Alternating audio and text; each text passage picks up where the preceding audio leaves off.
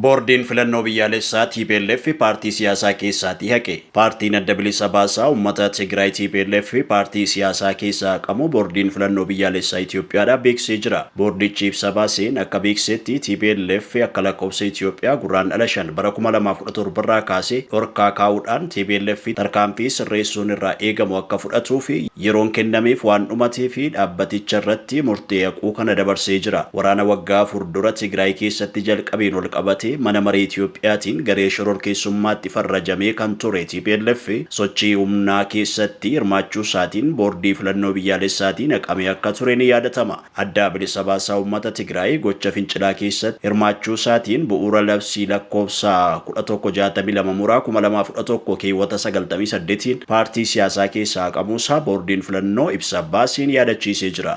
Haa ta'u malee waraanni mootummaa federaalaa fi hidhattoota Tigraay gidduutti waggoota lamaaf geggeeffamaa ture waliigaltee Piriitooriyaatiin fala argachuu hordofee boordiin filannoo biyyaalessaa Itoophiyaa karaa labsii galmee paartilee siyaasaa fi naamusa filannoo fooyyessuudhaan baaseen TPLF'n haala addaatiin galmeessuu danda'ee ture. Boordiin filannoo biyyaalessaa Itoophiyaa TPLF haqamuu laalchisee ibsaarra baaseen akka beeksisetti labsii lakkoofsa 1332 muraa 2016 hordofee qajeelfama lakkoofsa 25 muraa 2016 bahee fi boordichi galmee sana hordofee ajaja akka hojiirra oolu kenne TPLF kabajuu dideera. Yeroo garaagaraatti akeekkachiifni kennamus dirqama seeraan itti kenname raawwanne jedhee jira. Kanaan alattis paartichi mirkaneessituu qaama seerummaa paartiitti amanee fi itti walii gale fudhatee hin beeku jedhuusaa eeruudhaan seera qabeessummaa koo kanaan hin mirkanaa'u jechuusaa ibse seeraa fi qajeelfama kabajuudhaaf eeyyamamaa hin taaneef jechuudhaan boordichi ibsasaa keessatti eeree jira. Paartichi haala addaatiin yeroo galmaa'u sanadoota seericha irratti ibsaman sagantaa paartii seeratti bulmaata paartii fi tarreeffama maqaaf mallattoo geggeessitoota paartichaa boordichaaf dhiyeessuusaa ibsee jira. Haa ta'u malee TPLF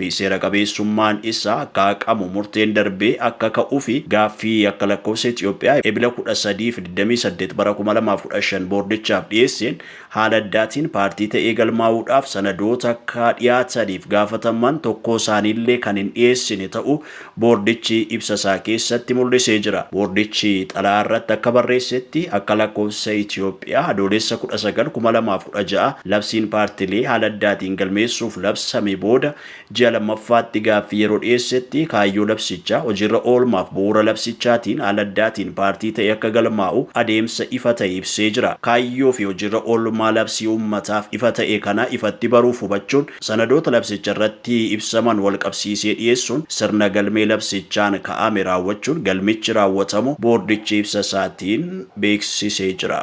Gabaasni kan BBC'ti. Namoota osoo konkolaachisaa jiranii viidiyoo waraabanii fi gocha kanas miidiyaa hawaasaa irratti qoodan irratti tarkaanfiin kan fudhatamu ta'uun ibsame. Konkolaachiftoota seeraan ala konkolaachisaa osoo jiranii gocha badaa isaanii miidiyaa hawaasaa irratti qoodan irratti tarkaanfiin cimaan ni fudhatamaa jedhe waajjirri to'annoo tiraafikaa magaalaa Finfinneedha. Biirichatti itti gaafataman barnoota tiraafikaaf hubannoo hawaasaa Inspekter Solomoon Adaanee EBC'tti akka himanitti konkolaachiftoonni balaa ittisuu fi tiraafika nageenya qabu mirkaneessuu fi itti gaafatamummaa qabu jedhee jira. Galmaan ga'uuf hubannoo uumuu hordoffii fi adabbii barsiisaa ta'e kaa'uuf hojjetamaa jiras jedhan. Qondaalli kun seera cabsuun hundi balaa akka qabu keessattuu ammoo osoo konkolaachisaa jiranii viidiyoo of waraabanii gochaa dogoggoraa kana ammoo miidiyaa hawaasaa irratti warra qoodan irratti tarkaanfiin ni fudhatama jedhee jira. Konkolaachiftoota sabbata yookaan qabattoo nageenyaa hin hidhanne heedfoonii fayyadamaa konkolaachisan konkolaataa isaanii keessatti viidiyoo iskiriinii banatanii waliin sirbaa konkolaachisan amala naamusa hin qabne kanas miidiyaa hawaasaa irratti qoodan baay'een akka jiran taajjabuu biirichi yaadachiisee jira. Akkasumas gochi kun to'annoo mootummaa qofaan dhaabbachuu waan hin dandeenyeef hawaasni yaadaa fi qaamaan dhiyaate yookaan toora bilbila bilisaa 6227 irratti bilbiluudhaan itti gaafatamummaa isaa akka ba'atu eeruus akka kennu dhaamamee jira.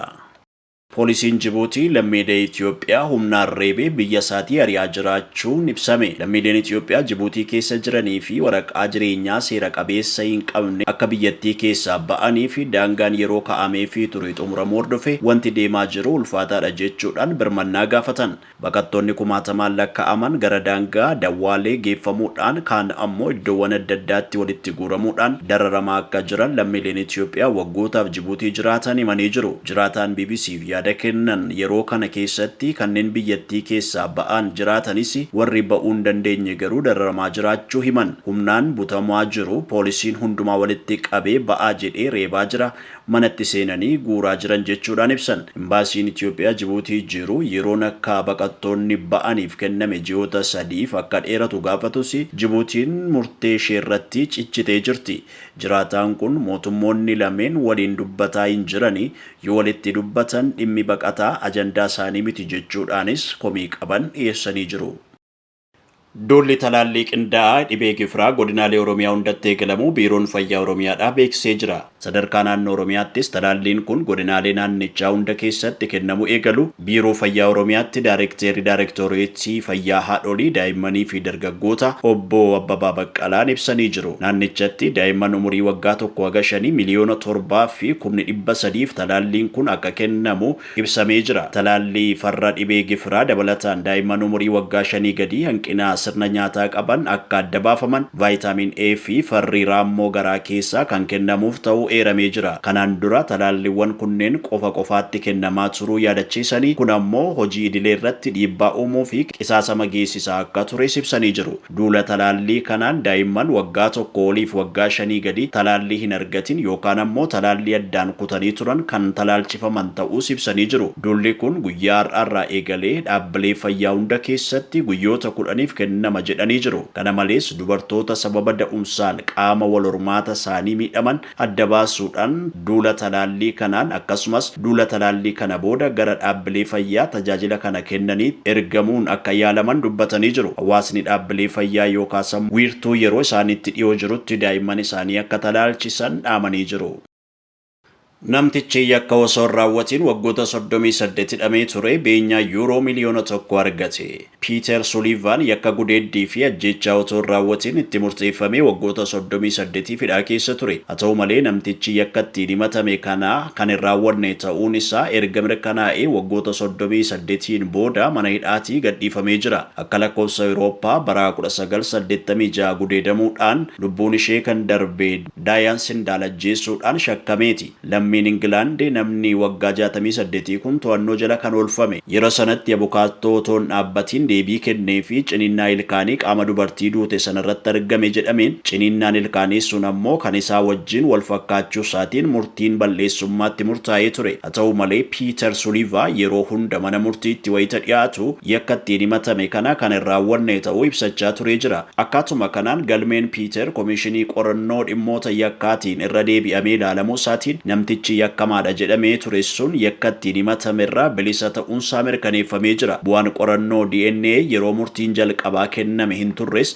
boodarra argamuu akka danda'e himamee jira. Dhugaan bilisa si baasaa jette abukaattoon isaa Saaraa Maayaat erga himatamaan bilisa ta'uunsaa mirkanaa'ee booda Piiter waan isarratti raawwatametti akka hin aarree fi kanaan booda garuu maatii isaaf namoota jaallatu waliin yeroo dabarsuu qofa kan barbaadu ta'uu himimmaan gammachuuf irra yaasaa dubbatee jira. Ministeerri haqaa Ingilaand Piiteriif beenyaa yuuroo miliyoona 1 kennee jira. Dhimmi kun ammoo Piiteriin sirna haqaa Ingilaand keessatti nama yeroo dheeraaf dogoggoraan hidhamee ture isa gochuu AP Newsiin gabaasee jira.